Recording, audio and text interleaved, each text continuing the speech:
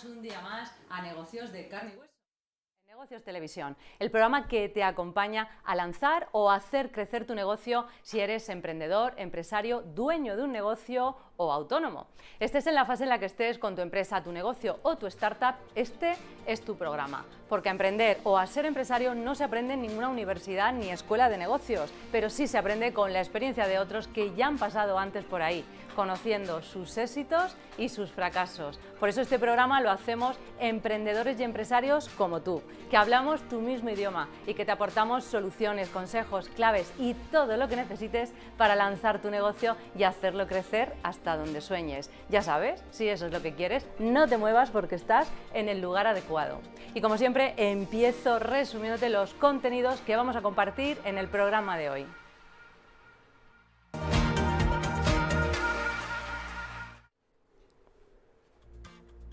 Y es que hoy nuestro programa está íntegramente dedicado al universo FinTech.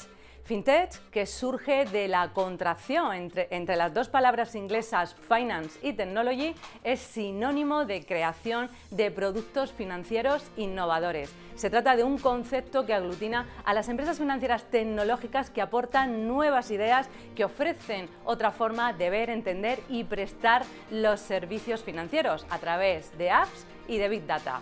En España operan más de 400 startups catalogadas como FinTech y el 86% son españolas. En el último comunicado de prensa del Ministerio de Asuntos Económicos y Transformación Digital, 18 proyectos de las 67 solicitudes recibidas ha recibido la evaluación previa favorable de los supervisores para acceder al sandbox financiero.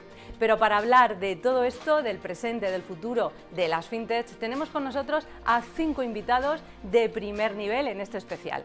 Rodrigo de la Cruz, CEO y fundador de Finnovating, la plataforma que conecta a más de 50.000 FinTech, Insurtech y PropTech del mundo con sus clientes e inversores y además presidente de AEFI, la Asociación Española de FinTech. Tenemos también a Antonio Ríos, director general de Equifas Siberia, con presencia en 24 países. Equifas a una tecnología data y analytics y está centrada en aportar valor añadido al dato para ayudar a las empresas y a las personas a alcanzar su mejor capacidad financiera. Contaremos también con Luis Azofra, director general de Ebury. La conjunción perfecta entre tecnología y equipo humano es la clave de esta FinTech especializada en pagos internacionales e intercambio de divisas. Y Jaime Bofil, socio del Departamento de Seguros, Reaseguros e Innovación de CMS, nos hablará de cuáles son las especialidades del sector FinTech e Insurtech a nivel legal. Y contamos también con la presencia de Miguel Moneo, CEO del Campus 360 y experto en financiación de startups. No te muevas porque comenzamos con este especial FinTech de hoy.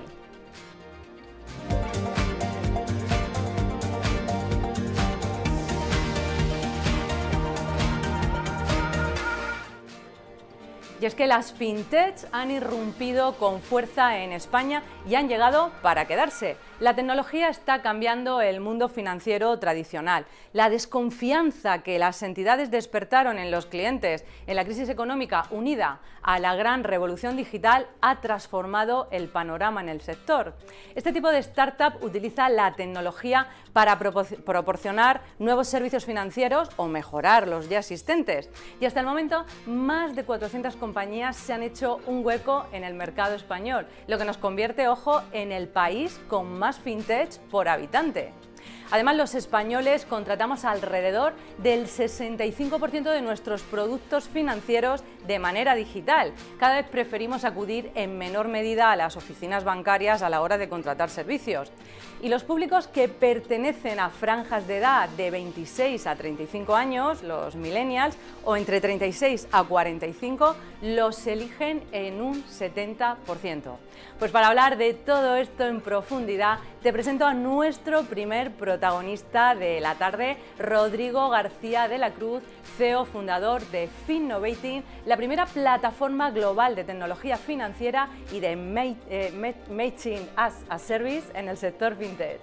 Rodrigo es además presidente de AEFI, la Asociación Española de Fintech. Nos acompaña también Miguel Moneo, CEO del Campus 360 y experto en financiación de startups. Bienvenido, Rodrigo. Muchas gracias por la invitación. Buenas tardes, Miguel. Buenas tardes, Mariló.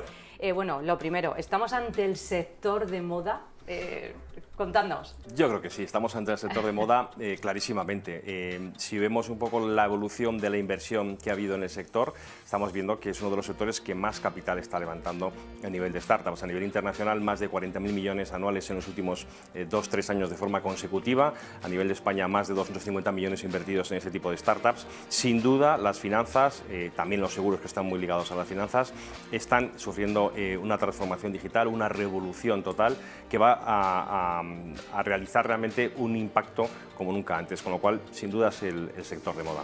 Bueno, tú también coincides, Miguel, en que es el sector de moda en España. Sin lugar a dudas, es donde se ha crecido además exponencialmente últimamente, y desde el sandbox financiero que lo habéis mencionado antes, hasta cualquier tipo de nueva compañía que surge con todo tipo de servicios financieros, está siendo un boom ahora mismo, y esto no va a parar aquí, no va a parar de crecer. Bueno, ¿a qué se debe este éxito fulgurante de las fintechs en el mercado, Rodrigo? Bueno, se debe básicamente a que el sector financiero ha sido un sector que le ha costado digitalizarse, y especialmente con la pandemia se ha visto obligado a crear canales digitales, a generar espacios y productos y modelos de negocio más cercanos al cliente. Esto unido también a la aparición de cada vez más compañías tecnológicas que ayudan a acelerar la transformación digital del sector financiero con modelos B2B, es decir, con modelos que ya son puramente colaborativos con el sector, está haciendo que haya un boom de compañías. Comentabas previamente que hay un volumen importante de compañías. Si sumamos a las fintech, las insurtech, estamos hablando más de 800 compañías, 3 de cada 5 o casi 4 de cada 5 empleos que se generan en España están siendo generados por el sector fintech, y estamos viendo la expansión de un sector nuevo, de un sector digital, de un sector tecnológico, de startups, y obviamente una reestructuración y una racionalización también del sector financiero tradicional, ¿no? Sí, ¿no? Porque ya son 463 compañías operando en España, un crecimiento en el último año del 15%, nada más y nada menos, justo además en el año más complicado, y además aseguran que el sector ha generado ya más de 5.000 empleos. 5.000 empleos, y se prevén muchos más, porque claro, has comentado también antes, la llegada del sandbox, ¿no?, que va a generar también una atracción de nuevos proyectos innovadores en nuestro país, con lo cual, a nivel de generación de talento, el capital que se está atrayendo, se está invirtiendo en este tipo de compañías, modelos que están apareciendo, muchas veces importados de otros países y otras veces creados por el propio talento local, están generando realmente un boom de compañías que van a transformar el panorama financiero que conocemos hoy, ¿no? Miguel, tú además como experto en financiación de startups a todos los niveles, ¿no? Como inversor propiamente de fintech y de otros sectores, ¿no? La evolución del sector tradicional es necesaria, ¿no? Absolutamente, porque en este caso además estamos hablando de compañías que lo que hacen es escalar a través de la tecnología un montón de procesos administrativos que, como ha explicado Rodrigo antes, pues tenía la banca y los aseguradoras tradicionales, ¿no? Entonces todo esto lo que hace es redundar en un montón de menos costes, muchísimo más beneficio y muchas más probabilidades de dar un buen servicio a los clientes, que es de lo que se trata al final. Se está hablando mucho de la nueva ley de transformación digital del sistema financiero. Vamos a profundizar un poquito en ella. Rodrigo, cuéntanos cómo va a afectar al sector fintech. Bueno, es una ley que se lleva trabajando desde hace ya 3-4 años desde la Asociación Española de Fintech Insurtech, porque es una ley que tiene un impacto en la transformación digital propiamente del sector financiero, como nombra la propia ley, que fue aprobada el pasado 2020, en septiembre de 2020, y que después de varios años persiguiendo para que se pusiera en marcha, ha sido aprobada.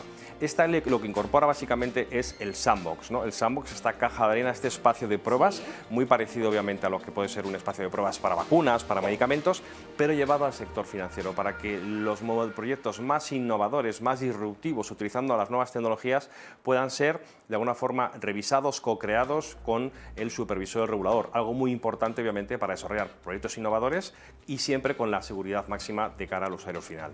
Bueno, has hablado ya varias veces, la palabra sandbox ha salido también en otros sectores, parece que empieza a ser de nuevo también otra palabra de moda que tenemos que ir incorporando, pero ¿qué es el sandbox en el mundo fintech? Básicamente, bueno, el sandbox nace del sector del mundo anglosajón, en un espacio que además ellos no necesitan realmente un sandbox, ¿no? Siempre digo porque ellos van muy alineados la regulación y la innovación, pero el mundo europeo, que está muy regulado, necesita tener espacios de co-creación con el supervisor para que la regulación y la supervisión de este sector, que está obviamente muy regulado y muy supervisado, pueda desarrollarse de forma conjunta.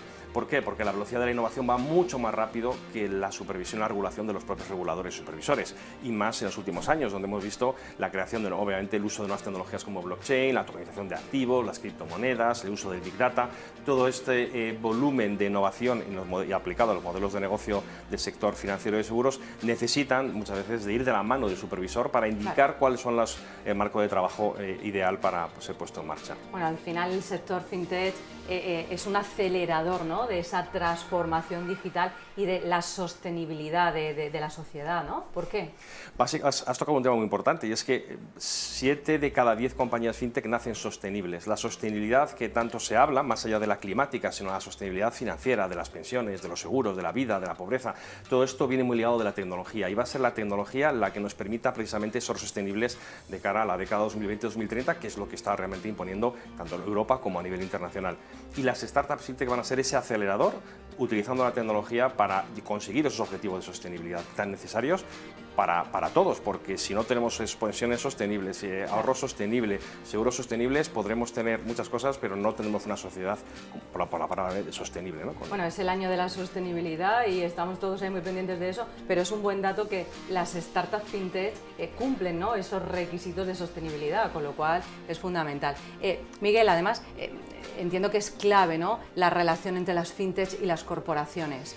Es muy importante la relación entre ambas, ¿no? Porque además en este caso en particular, en el fintech y insurtech, han ido bastante de la mano, porque ambas se necesitan, ¿no? Unas porque son clientes de otras, porque se han dado cuenta, las antiguas corporaciones pensaban que solo eran competencia, pero no es verdad, muchas veces se apoyan y colaboran en mucho espacio. Yo creo que esa es parte de la clave del éxito que estáis teniendo, Rodrigo. Bueno, hablando de ese éxito, déjanos que Rodrigo nos hable de Finnovating, una super plataforma que acabáis de lanzar al mercado, que nos está dando casi aquí en primicia. Total. En negocios, televisión, como no podía ser de otra manera. Pero además, dejadme que os dé datos, ¿no? Porque el objetivo es que más de 50.000 fintech, más de 20.000 corporaciones y más de 10.000 inversores del mundo puedan interactuar de manera sencilla. Efectivamente, lo primero que hicimos fue ordenar el ecosistema. Hablamos casi 500 compañías fintech en España, pero si miramos a nivel global hay 50.000 compañías. Las hemos identificado, las hemos perfilado y las hemos incorporado a la plataforma.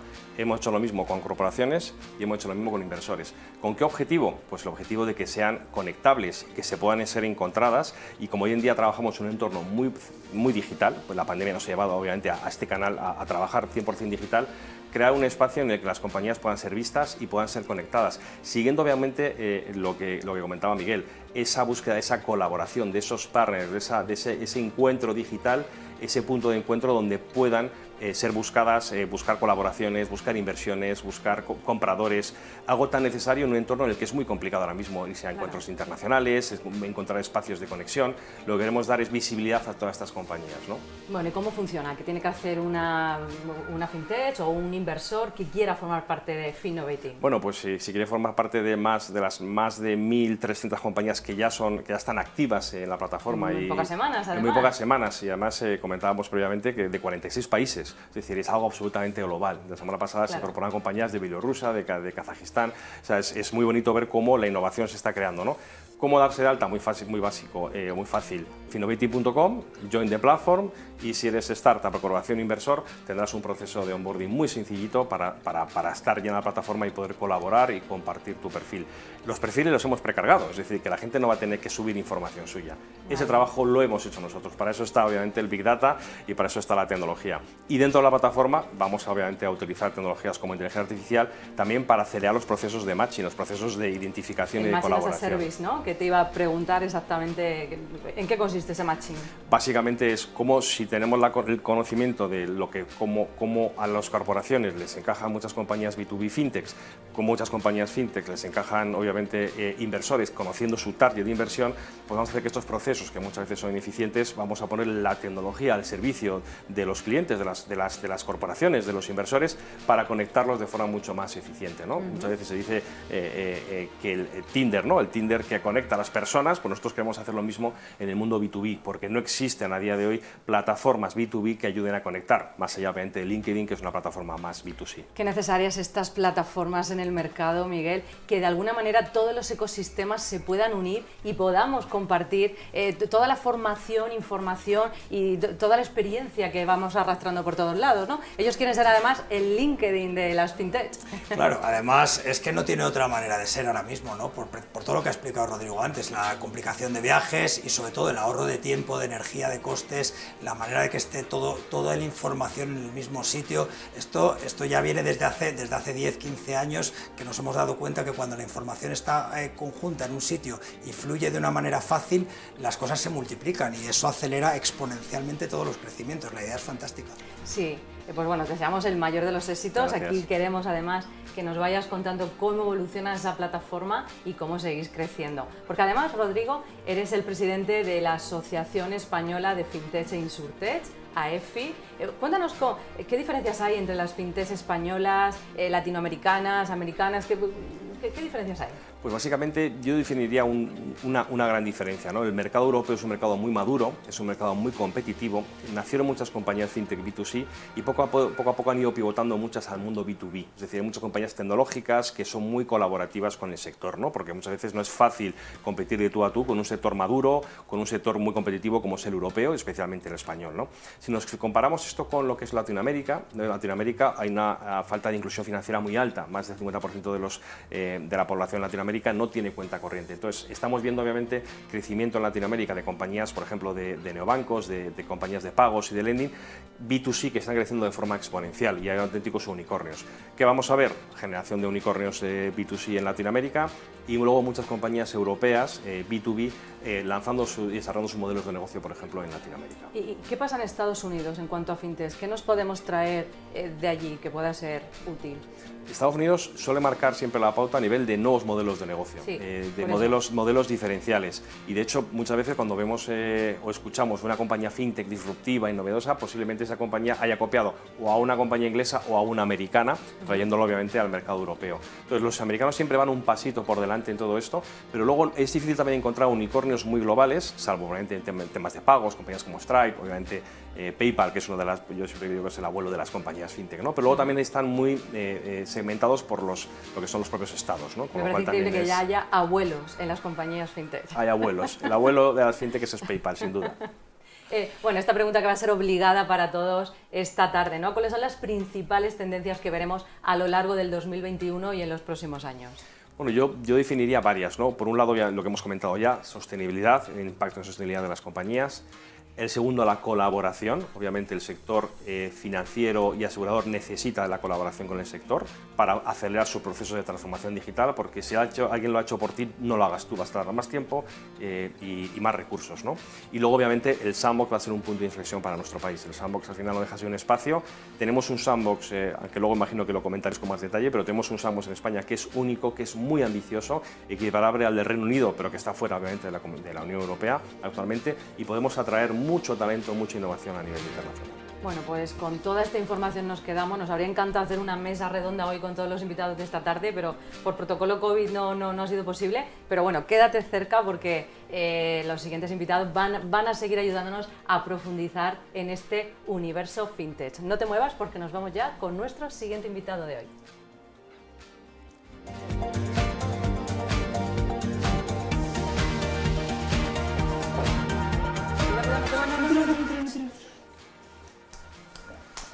La innovación es el elemento clave para cualquier fintech, pero sin un correcto tratamiento de los datos para transformarlos en insights y ayudar a las personas y a las empresas a alcanzar su mejor capacidad financiera no serviría de mucho. Equifax se posiciona a día de hoy como partner estratégico de muchas fintechs en el sector lending, préstamos, con su scoring de riesgo. Ha invertido en multitud de fintechs y está constantemente desarrollando proyectos de innovación con el sector financiero.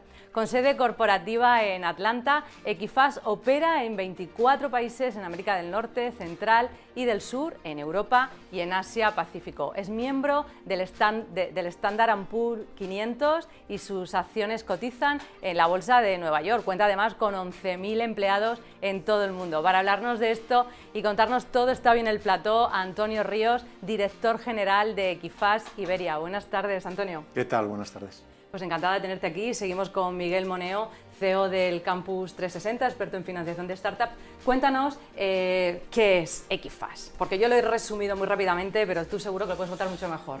Pues vamos a ver, Equifax es una compañía que busca la magia en los datos. La magia en los datos, qué bien suena. Los datos, ¿verdad que sí? Con lo feos que son los datos, perdonadme. No, los datos hay que verles con cariño, hablan. Hablan, eso sí. Y lo que consiste en nuestro trabajo es en que esos datos los hagamos hablar. Entonces, pues a través de analíticas avanzadas, de metodologías avanzadas y también de las clásicas, lo que intentamos es desarrollar soluciones que a la gente que tiene que tomar soluciones en diferentes ámbitos de actuación, puede ser riesgos, puede ser fraude, puede ser decisiones comerciales, puede ser decisiones estratégicas, puede ser decisiones en recuperaciones, pues les ayudamos que con esos datos puedan ayudar a tomar decisiones. Y para eso lo que hacemos es que contamos con una serie de tecnologías, lo que llamamos las plataformas corporativas globales, todas ellas en el cloud. Luego hablaremos de cuáles son las técnicas, las evoluciones tecnológicas, donde básicamente esas tecnologías lo que intentan es poner a disposición de nuestros clientes toda esa magia de los datos. Por lo tanto, somos una empresa que intenta hacer magia. Bueno, pues suena súper bien, pero además como compañía innovadora que sois, prestáis servicios que a mí me han llamado la atención. Defensor del consumidor, guardián de la educación financiera y campeón del avance económico. A ver, cuéntanos esto, la magia y todas estas cosas. Bueno, vamos a ver. Al final, cuando uno gestiona datos, los primeros datos que nosotros gestionamos son información de buros de crédito. Sí. Es una información muy seria, muy importante, que tiene que contar con todas las salvaguardas de protección de datos. Y por tanto, lo primero que tenemos que contar es con unos servicios enormemente atentos a lo que es la salvaguarda del consumidor. Estos datos al final principalmente están incorporados en decisiones muy importantes, como qué casa te vas a comprar, cómo te vas a endeudar. Son decisiones donde la cultura financiera es un elemento clave. Y por tanto nosotros las decisiones que tomamos o que ayudamos a nuestros clientes a tomar tiene que ser basada en la mejor explotación del dato, salvaguardando el interés del consumidor, que genere educación financiera para que cuando ellos entran dentro de esos procesos, sea con un banco, sea con una telco, sea con una utility, sea en cualquier transacción financiera, pues se salvaguarde lo que son conceptos muy tradicionales, que no se endeuden más de lo que deben, claro, de que tengan una buena calidad del riesgo. Claro, ahí entiendo que es donde encaja esta parte de que ayudáis a empresas y personas a alcanzar su mejor capacidad financiera, ¿no? Efectivamente. Desde ahí, ¿no? Desde el control de su propio riesgo. Efectivamente. Nosotros al final lo que tenemos que garantizar es que el riesgo está adecuadamente medido y los que nos contratan los servicios cuentan con herramientas que esa información les permite estar seguros de que están valorando de una forma correcta el riesgo. Y en ese proceso es donde entran las nuevas tecnologías. Claro. Pues, por ejemplo, todo lo que quiere decir Open Banking, cómo la transaccionalidad en las cuentas bancarias puede permitir saber mejores los comportamientos y las capacidades de endeudamiento de un individuo o de una empresa. O aspectos como son datos alternativos, donde nos permite complementar los tradicionales para mejorar el poder predictivo de los modelos de riesgo. Y, por supuesto, que seguro que luego saldrá en nuestra conversación, las nuevas herramientas de inteligencia artificial que están siendo aprobadas por parte del Banco de España en el sandbox que había dicho antes Rodrigo y que nosotros pues hemos tenido la gran suerte de ser uno de los proyectos elegidos. Vamos a meternos ahora en el sandbox y en esas 5 patas que nos vas a contar, pero hay algo, a ver, yo conocí a Equifax pues evidentemente por ser pues el crediburo de las entidades bancarias y realmente pues no estar en un fichero Equifax era garantía, por así decir, de poder acceder a un crédito de cualquier tipo. ¿Hacia dónde está evolucionando eso y en qué va a quedar todo esto de los ficheros de morosidad? Vamos a ver, la existencia de un fichero de morosidad es una existencia que no es ni de hoy ni de ayer, es una existencia histórica, ¿vale? Entonces, el mundo se caracteriza porque tiene 2 tipos de ficheros de morosidad. Uno, lo que son la información negativa. Si pagas una deuda, tienes una indicación negativa y, por tanto, es un elemento en la toma de decisión. es el ejemplo del modelo español, y luego tú tienes otros mecanismos, otros países en los que lo que cuentas es también con una información positiva, ejemplo de Estados Unidos, los países anglosajones, donde lo que tú tienes que construir es tu historia de crédito, y a partir de ahí esa historia de crédito es positiva o negativa, y eso es lo que hace que cuando tú vas a tomar una decisión, pues puedas tomarla no solamente basada en los elementos negativos. Pues podríamos parecernos mucho más al modelo americano que tanto defendemos y admiramos, ¿no? Hasta en eso, porque es que aquí estar en Equifás es algo negativo, pues vamos a sacarle el lado positivo. A ver, nosotros en los 24 países en los que estamos gestionamos burós positivos, burós negativos. La existencia de un buró positivo también tiene componentes normativos, regulatorios. Claro. Y decir que nosotros lo que estamos haciendo es gestionando el buró de crédito con ASNEF, la Asociación Nacional de Establecimientos Financieros, lo que hacemos es les prestamos ese servicio. Entonces, el componente del dato positivo es un elemento que, por ejemplo, en una situación de complejidad de economía, pues lo que evitaría sería la selección adversa del crédito. Cuando las cosas vienen mal dadas, y es normal, pues los bancos lo que hacen es que tienen políticas de crédito más restrictivas. Sí. Con un buró positivo eso se permitiría, digamos, relajar, porque tendrías información adicional para poder decir, oye, pues a este préstamo no debo de ser tan restrictivo. Es un proceso, estamos buscando soluciones alternativas, como es la información del Open Banking, y por supuesto nosotros somos unos fervientes creyentes en la necesidad de burós positivos. Pues te lo compro, quiero que hablemos mucho más de esa parte de Equifás que tanto puede interesar a nuestros espectadores, pymes sobre todo, pero vamos a centrarnos ahora en cómo Equifás puede ayudar a una fintech y cómo se retroalimentan. Pues mira, antes lo comentaba el compañero, nosotros somos una corporación que tiene la gran suerte de estar en 24 países y que aborda problemas globales. Un ejemplo de ellos es la gestión del fraude y la incorporación de agentes en canales digitales. Nosotros creemos que el mundo de las fintech aporta, primero, enorme ingenio. Es cómo simplificar un problema complejo, que nosotros lo que hacemos es estar muy cerca de esas soluciones porque podemos complementar las soluciones que buscan los grandes clientes.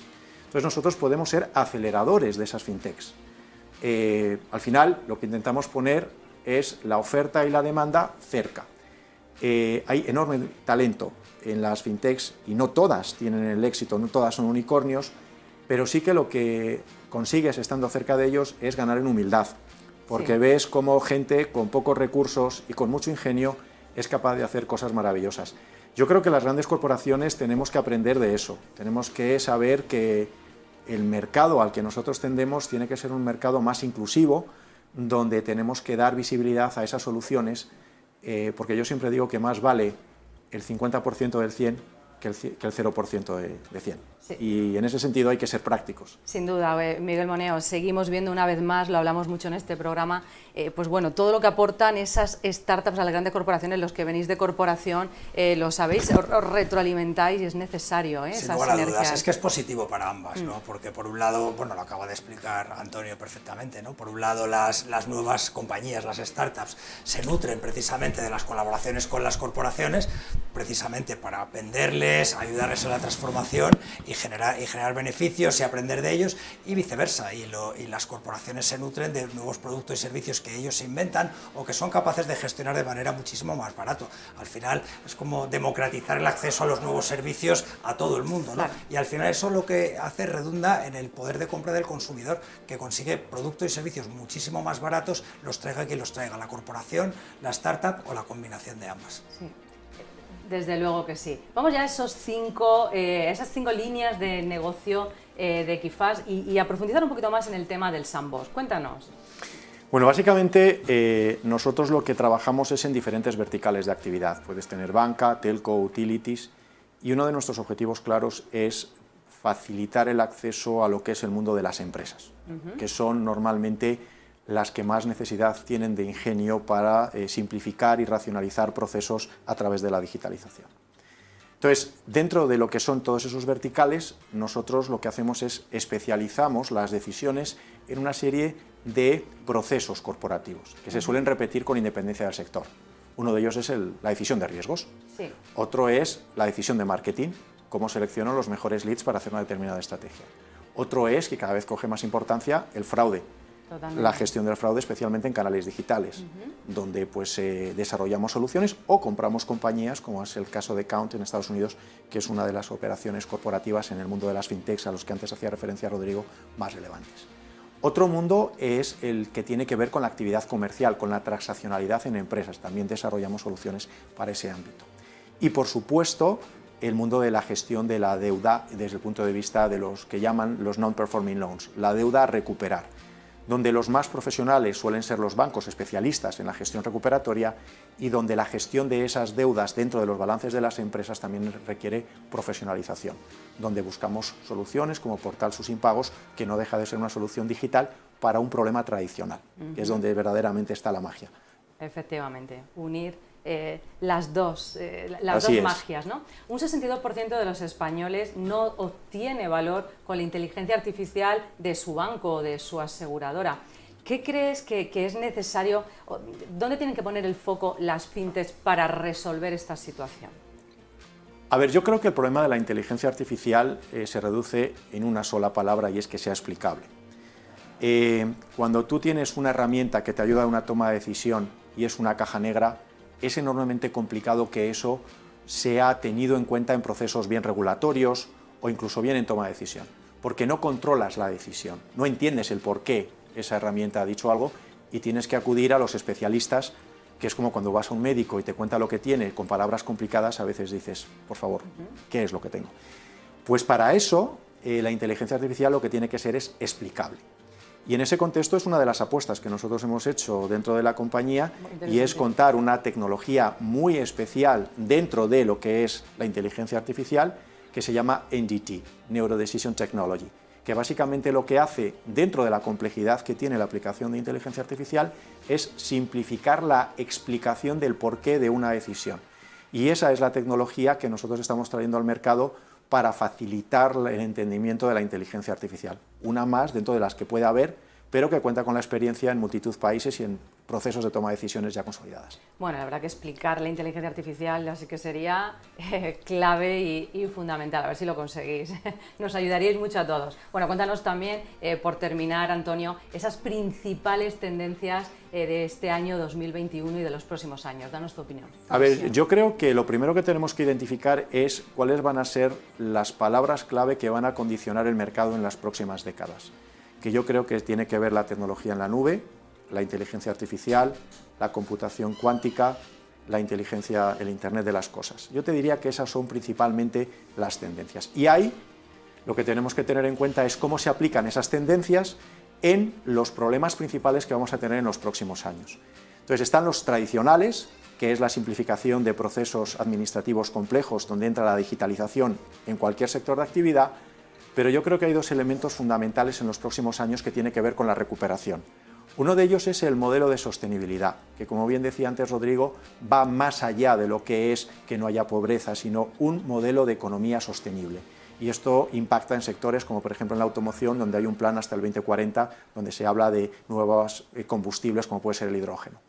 Y luego hay un componente muy importante que creo que es cómo aplicamos la inteligencia en el proceso de transferencia de todos los fondos públicos que hay a los que verdaderamente lo necesitan.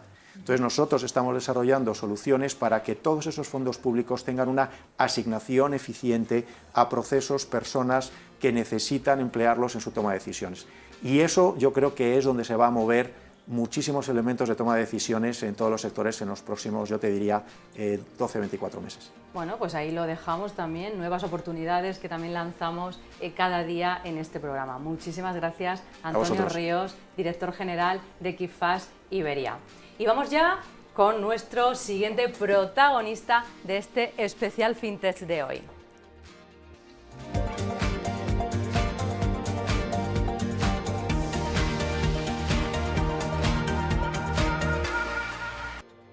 Y es que la innovación es el elemento clave para cualquier fintech, pero sin un correcto tratamiento de los datos ya dijimos antes que era muy difícil. Dejadme que os cuente algo importante. En su carta a los accionistas del informe anual del 2020, la presidenta del Banco Santander, Ana Botín, fue rotunda. Combinando las fortalezas y clientes de Santander y Ebury, El objetivo es convertirnos en la propuesta líder en el comercio internacional para pymes en Europa y América. Así anunciaba la presidenta del Santander el noviazgo entre ambas compañías tras la inversión del Santander en Ebury por valor de 350 millones de libras esterlinas, aproximadamente unos 400 millones de euros.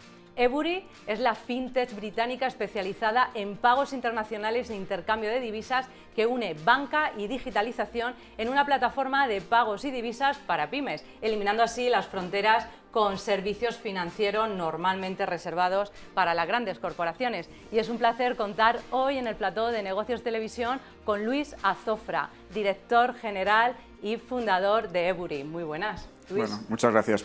Te voy a corregir primero, no soy fundador de Ebury, me encantaría haberlo sido, pero no. Efectivamente. Ya con director general de España me vale, muchas gracias. Es suficiente. Encantado por la invitación. Pues Luis, cuéntanos efectivamente qué es Ebury. Pues Ebury es una plataforma que nació ya hace, yo creo que no nos podemos, me encantaría clasificarme como startup, pero yo creo que después de 11 años, 12 años ya no podemos estar dentro de esa categoría.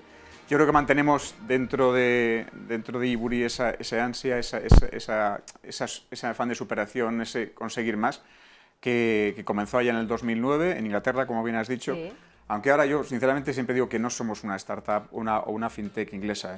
¿Sabes? En España contamos con 350 personas en Málaga, 70 en Madrid, 10 en Barcelona. Estamos en 20 países. Que el origen fue Inglaterra, sí, pero en realidad ahora mismo yo creo que somos absolutamente globales. Nos dedicamos a intercambios de divisas y a pagos internacionales. Hemos simplificado a través de una creación de una plataforma muy compleja. Hay muchos años de trabajo y muy bien hecho allí. Una plataforma muy compleja, aplicando muchísima tecnología y aplicando también pues, la humanidad, que es lo que comentabas antes, ¿no? Las personas atendiendo a las personas. Bueno, la verdad es que eso es clave y nos encanta. Miguel Moneo, CEO del Campus 360, que sigue aquí con nosotros, nos encanta que la humanidad con este tipo de operaciones vayan unidas, ¿verdad? Pues sin lugar a dudas, Marilo, porque además posiblemente eso sea una de las claves del éxito, del grandísimo éxito que ha tenido Ebury, precisamente el poder unir las dos cosas. Bueno, hay que destacar también que Bloomberg os coloca como la fintech especializada en pagos internacionales e intercambio de divisas más precisa del mercado. ¿Cómo se consigue esto? Bueno, vamos a ver, yo ahí no doy mucho peso. Cuando conoces el mundo del research, de la investigación, de lo que es analizar los datos de mercado y profundizar y intentar hacer un forecasting bueno, pues oye, tienes tus meses buenos y tus meses malos. Es verdad que nuestro equipo de análisis, especialmente para la poca cantidad de gente con la que contamos, pues está luchando ahí con los principales bancos de inversión y hemos estado varias veces ya top one de la valoración o del forecasting del euro-dólar, que es el principal cruce de divisas del mundo. Bueno, eso ha sido varias veces, la verdad que sois muy humildes, pero sí es cierto que ahí estáis, ¿no? Hablemos ahora de empresas y de pymes, Luis. ¿Cómo conseguís que el comercio internacional sea sencillo, ¿no? para las empresas, para las pymes? Esa es la palabra clave. ¿Por qué se creó Ebury? Porque vio un nicho de trabajo en el que los bancos pues, a veces estaban, a veces no estaban. La cobertura que dan los bancos al segmento de pequeña y mediana empresa, pues en este aspecto de pagos internacionales y cobertura de divisas, pues ha ido y ha venido a lo largo del tiempo. Entonces existía ese nicho, se creó ahí en el 2009, y lo que hemos hecho es simplificar, reducir los costes, reducir los procedimientos. Cuando tú hablas del mercado internacional de pagos, hay muchísimos actores y eso hace que el procedimiento estándar, el que utilizaban o el que siguen utilizando muchos bancos, sea muy complejo. A través de pues, esa plataforma que hemos tardado en crear 10 años, acá han tardado en crear 10 años, se simplifica y pone al servicio de pequeñas y medianas empresas pues, lo que tenían acceso solo las grandes corporaciones, lo que sería en España un IBEX 35. Bueno, qué maravilla y qué necesario. Además, no sé qué piensas, Luis, los bancos iba a decir parecen lentos, pero no, son lentos a la hora de adaptarse a los cambios. ¿Por qué crees que es? ¿Y qué crees que tendrían que hacer para adaptarse? Pues yo creo que lo primero que tengo que decir es hemos trabajado en bancos, tanto Miguel como yo, hemos compartido varios años ya de banca. No es un problema de los bancos, es un problema de las personas. Las personas que estén en los bancos tienen un conocimiento del mercado, del segmento, de los clientes exhaustivo y muy bueno. Hay muchísimo nivel dentro de la banca. Lo que le pasa a los bancos son muy grandes. Sí. Es un tema de tamaño, es un tema de inercia, como quieras llamarlo. Y eso por una parte, y otro problema que tienen es que no son globales, no han nacido globales. Intentan ser globales, pero no han nacido globales. Es muy difícil. A ver, igual que para mí es muy difícil competir con mi hijo cuando está alrededor de una tablet, pues para los bancos es muy difícil competir en un segmento donde el haber nacido global, como es en el caso de los chavales haber nacido digital, te da una ventaja competitiva muy fuerte. Entonces, no es un problema suyo de per se, es la historia que trae, la mochila, el peso que llevan. Bueno, no sé si coincides, Miguel, no sé si incluso tienden o tenderán a desaparecer, como ya está pasando. ¿Hacia dónde van y qué tendrían que hacer? Yo creo que a desaparecer nunca, pero a ir decreciendo progresivamente, bueno, pues por toda la infinidad de soluciones que traen las nuevas fintech. Por ejemplo, en el caso de Ebury es una clarísima, una ganancia de valor para el consumidor final, es una democratización del acceso a todos los mercados, a todo el poder llegar a cualquier parte del mundo con pagos, que antes era absolutamente un mundo, y eso no hace más que redundar en ahorros de costes, beneficio para pymes, para startups, para todo el ecosistema, donde antes solo había problemas, comisiones, pérdidas de tiempo. Es que es un beneficio global para todos. Entonces eso impacta directamente en la economía, por eso es tan bueno este proyecto y por eso de alguna manera ayuda a complementar a otro tipo de empresas, a todas las que participen. Bueno, al final son las propias entidades financieras, las grandes entidades, las que acaban entrando en el capital de una empresa como Ebury, una operación de 400 millones de euros. ¿Cómo se vive esto? ¿Menudo subidón? Cuéntanos. Pues sí, no, que para qué te voy a engañar, efectivamente, no solo es el dinero que es importante, y todos los business angels que han pasado por este plato seguramente lo dirán que es una parte muy importante, sino el respaldo, ¿no? Saber que te escoge alguien que sabe mucho de esto es muy importante. Es para ti, para tus clientes existentes y futuros. Es decir, cuando te han escogido entre una miriada, ¿vale?, de posibles elecciones, después de un proceso exhaustivo de due diligence, pues sí, efectivamente es un subidón. Respecto a lo que comentabas antes, le preguntabas a Miguel respecto a la desaparición de los bancos. Yo creo que va a haber una convivencia, va a haber una agrupación. Yo creo que el ejemplo de Santander y Ebury, yo creo que es un buen ejemplo de lo que creo que va a pasar. Cuando me preguntes la última pregunta, ¿cuál es mi visión de futuro?, me adelanto, y yo creo que va a haber una convivencia. Bancos y fintechs van a encontrar puntos en común de trabajo. Bueno, así. Como siempre, habrá quien lo vea esto como un horror y un cataclismo. Para mí no lo es. Yo creo que sencillamente es una evolución. Y yo creo que Santander fue líder, o ha sido uno de los líderes, en ver que la evolución va por ahí, en convivir y colocar la parte buena de los dos mundos. ¿Cuál crees que es el presente y el futuro de las fintechs, Luis? Pues es que, como siempre, hablar de fintechs entiendo que es bueno generalizar, pero también sabemos lo peligroso de generalizar. Cierto. Yo creo que hay una parte de las fintechs que no tiene más remedio, lo habéis dicho ya varias veces, que no tiene más remedio que crecer, y yo creo que en sí el conjunto de fintechs y de potencia y de servicio y de clientes que van a tener las fintechs está creciendo y va a seguir creciendo a un ritmo muy grande. Ahora, también hay un tema, que es que el regulador, ¿vale?, los reguladores están encima, están buscando. Entonces, yo creo que va a haber un proceso de consolidación también dentro del mundo fintech, porque el regulador está exigiendo una masa crítica, unos sistemas, ¿vale?, que yo creo que es bueno que hablemos de eso, y porque realmente te van a exigir, ¿vale?, pues más de lo que exigían quizá hace 15 años. Yo creo que eso también va a traer un proceso de consolidación y de trabajo, de supervivencia del mejor. Quizá, no sé, una de las actitudes por las que os pudo elegir Santander, ¿no?, es por uno de vuestros lemas, que decís que vuestros clientes son personas que quieren hablar con personas, ¿no? ¿Cómo habéis optimizado para que pueda, de una manera sencilla, la digitalización unirse con la humanización? Sí, yo creo que has dado la clave. Para mí aparte de estar en el sector adecuado, de buscar el nicho, el segmento adecuado, el producto adecuado, lo que tienes que buscar es cómo lo haces. Claro. ¿Vale? Entonces, lógicamente los dos socios fundadores, que son españoles, cuando se reunieron dijeron qué queremos hacer y qué entendemos que es bueno para estas empresas. Dijeron, tecnología es absolutamente necesaria. Eso, sin eso no avanzas, se ha acabado, ¿vale? La mejor tecnología. Pero eso no es todo. Al final hacemos negocio con personas, ¿vale? Nuestras transacciones se hacen con tesoreros y directores financieros de compañías pequeñas y medianas que quieren escuchar al otro lado del teléfono a alguien. Yo siempre he puesto el ejemplo de esa desesperación en la que llegamos todos cuando intentamos hacer algo con cualquier compañía y empezamos con los contestadores. Pulse 1, si pulso 2, pulse 4, pulse 5, a 15 minutos y todavía no has hablado con nadie, no les contaba a nadie lo que te pasa.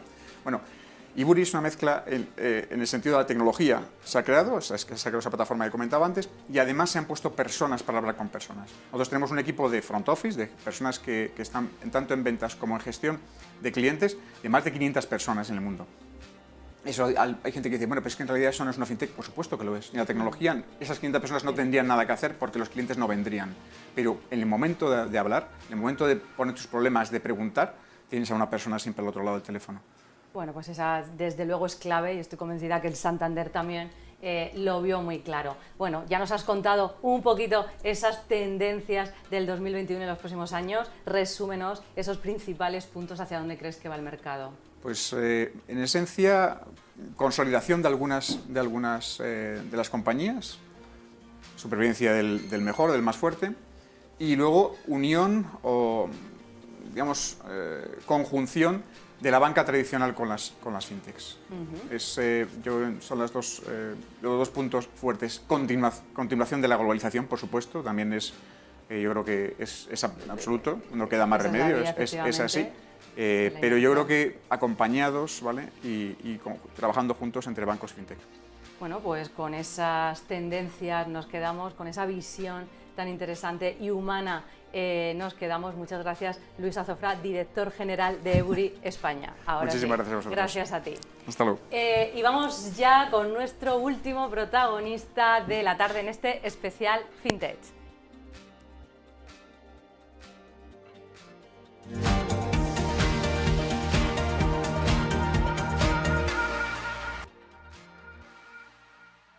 Especial FinTech sin contar con otras dos patas fundamentales, la jurídica y la de seguros. Y lo vamos a hacer de la mano de CMS, una de las firmas legales más importantes a nivel internacional, que está presente en 43 países y cuenta con 77 oficinas en todo el mundo y con más de 4.800 abogados. La oficina española CMS Albiñana Suárez de Lezo cuenta con más de 100 abogados en Madrid y Barcelona y es una de las firmas con más prestigio del mercado español.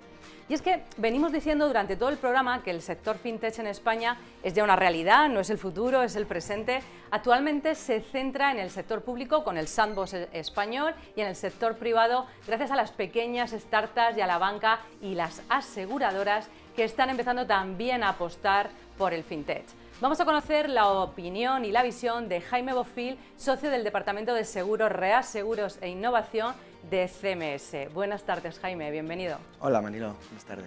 Seguimos con Miguel Moneo, que nos ha acompañado durante todo el programa, CEO del Campus 360 y experto en financiación de startups. Bueno, cuéntanos realmente, ¿cuáles son en el ámbito legal las especialidades del sector fintech, Jaime? Bueno, lo primero de todo, muchísimas gracias por invitarme. Y pues hay varias especialidades, pero lo primero que tenemos que tener en cuenta es que el sector fintech forma parte del sector financiero en general, o sea que se le aplica la misma regulación que a las entidades bancarias, que a las entidades aseguradoras, que a las entidades de pagos en general, ¿no? Eso se les aplica en general, pero en específico tenemos que ver que son compañías diferentes, con una velocidad distinta, con otro nivel de necesidades, a lo que tiene que adaptarse la regulación. Y para eso ahora mismo está el sandbox financiero desde mi punto de vista. Bueno, pues vamos, cuéntanos qué es ese sandbox financiero regulatorio. ¿Es realmente esa revolución de la que tanto se está hablando?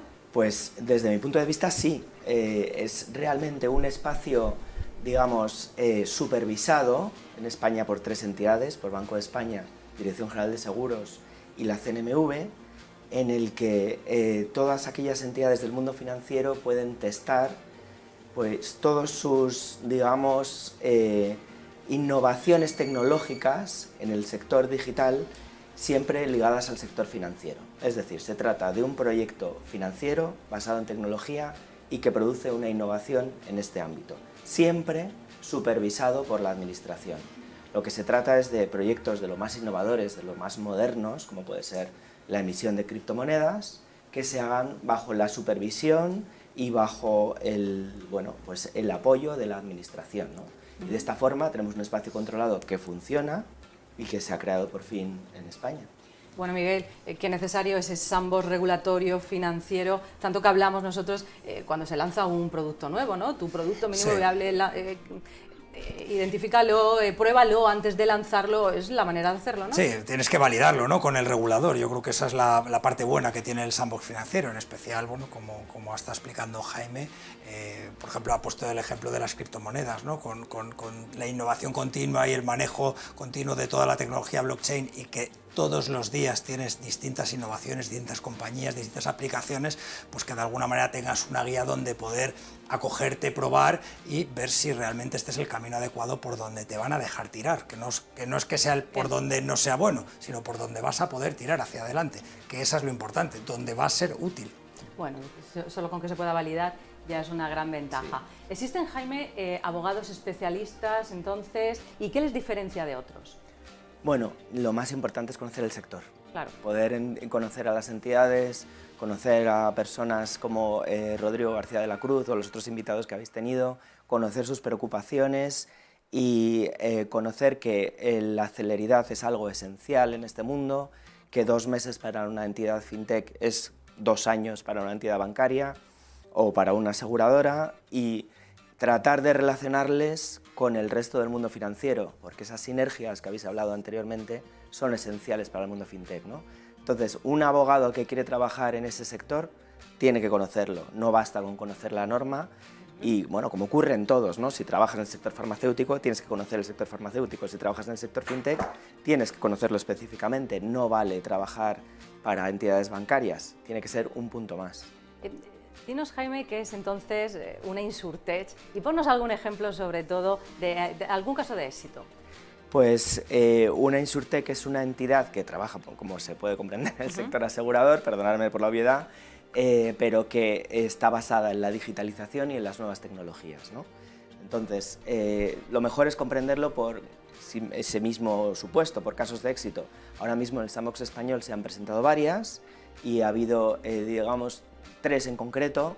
No voy a hablar de las 3 por estar aquí hablando media hora, pero por ejemplo podemos hablar de Mi Legado Digital, que es una Insurtech que va a crear una neoaseguradora totalmente digital, nueva, que da un nuevo paso adicional a todo lo que es el testamento digital de las personas, creando una unión con los seguros de decesos, que no es un tema muy bonito, pero que si se hace bien, pues se desarrolla digitalmente y crea pues una compañía totalmente nueva, ¿no? Que con su entrada en el sandbox, pues crear un desarrollo espectacular. ¿Y qué cambios normativos crees que harían falta en el sector para impulsar el crecimiento de esta industria, de estas empresas? Pues la ley de transformación digital que tú misma has citado hace un rato es fantástico y es un gran avance, de verdad, además integral, porque además del sandbox tiene otras cosas, pero funciona, creemos, por ahora muy bien, pero nos debemos fijar en otros países y no hace falta irse muy lejos, en Gran Bretaña, bueno, a veces sí que hay que irse un poquito más lejos, pero sí. En México, por ejemplo, han creado una ley fintech específica e integral que sirve para desarrollar todas estas entidades y que tiene en cuenta sus especialidades. No puede ser que para crear una pequeña compañía de servicios de pago, de estas que ayudan, lo que podría ser el origen de Ebury, que se ha explicado anteriormente, pues haya que cumplir con los requisitos muy parecidos a los que tienen las entidades bancarias. Claro. Hay que ver las especialidades, eso no está regulado todavía. Entonces, llegar a eso, bueno, quizás si me escucha alguien del Banco de España se enfada conmigo, pero yo creo que... Aquí estamos para decir lo que pensamos. Hay que evolucionar un poquito en este sentido y dar un apoyo y crear una ley fintech integral. Pues bueno, te iba a preguntar cuáles son los retos de mejora de la industria, pero creo que nos has dado claves, ¿no? Tener esa ley sería fundamental, ¿no? Sí, ayudaría mucho. ¿Crees que existe además una preocupación especial entre los consumidores de fintech, insurtech, o ya se empieza a estar más integrado el concepto? Empieza a estar más integrado, creo que por fin no queda limitado solo a, perdón por el concepto, los millennials, en plan, el sector fintech está destinado a los millennials, no es cierto. Ya no. No es cierto, esto está superado ya desde hace, digamos, años, incluso en España, o sea, me refiero a toda Europa continental, Y bueno, pues ahora mismo hay que seguir en esa línea y buscar el crecimiento, el crecimiento y el crecimiento. Bueno, pues en esa línea de crecimiento tendremos que centrarnos. Miguel, falta que nos digas tú esas tendencias para este año 2021 y para los próximos años, que no nos lo has dicho tampoco. Bueno, pues sí, la verdad es que yo creo que soy el único que no lo he dicho, pero yo creo que de nuevo pienso parecido a ellos, ¿no? Yo creo que el sistema va a explotar en el buen sentido, ¿no? Porque los crecimientos van a seguir siendo exponenciales, los productos y servicios que traen benefician a todas las personas, a toda la humanidad, y son buenos para todos, porque al final democratizan el acceso a todo tipo de productos y servicios buenos para cualquier consumidor, y encima lo abaratan. Yo siempre digo lo mismo, es complicado que haya inflación con todo este tipo de innovaciones tecnológicas, y por eso precisamente no puede parar. Al final, la historia de la humanidad ha sido la innovación, tanto tecnológica, médica, como de todos los ámbitos, lo que ha tirado del mundo hacia adelante. Y esto no va a ser una excepción. Así que el sector FinTech e InsurTech va a colaborar en seguir tirando hacia adelante de la historia de la humanidad. Sobre todo volver a quedarnos con el tema central, ¿no? Que es el presente y no es el futuro. Danos tu visión también de esas tendencias para este año y los próximos, Jaime. Bueno, pues yo creo que, insisto en el tema del crecimiento. Va a ser un desarrollo muy, muy importante y nos vamos a parecer a mercados como el británico. Yo el que mejor conozco es el legal. Aquí en España pues puedo decir que solo está nuestro departamento de FinTech, pero es que, y estoy yo de responsable, pero en Gran Bretaña nuestro equivalente tiene a 40 personas en el legal. O sea, es que es una auténtica barbaridad. Un recorrido. Es un crecimiento espectacular y eso es lo que nos espera. Y empresas como Ebury o muchas otras son las que dentro de 5 o 10 años estarán liberando el IBEX 35, muy posiblemente, ¿no? Entonces, queda un gran camino y veremos en qué resulta todo. Pues muchísimas gracias por esta visión legal y aseguradora que nos faltaba, Jaime Bofill. Gracias, Miguel Moneo. Y hasta aquí, nos quedamos sin tiempo. Hasta aquí nuestro Negocios de Carne y Hueso de hoy, especial FinTech. Espero que lo hayas disfrutado y que te hayamos dado ideas para tu negocio, tu empresa, tu startup. Te espero en nuestro siguiente programa con más historias de emprendedores y empresarios de carne y hueso, aquí en Negocios Televisión. No nos faltes.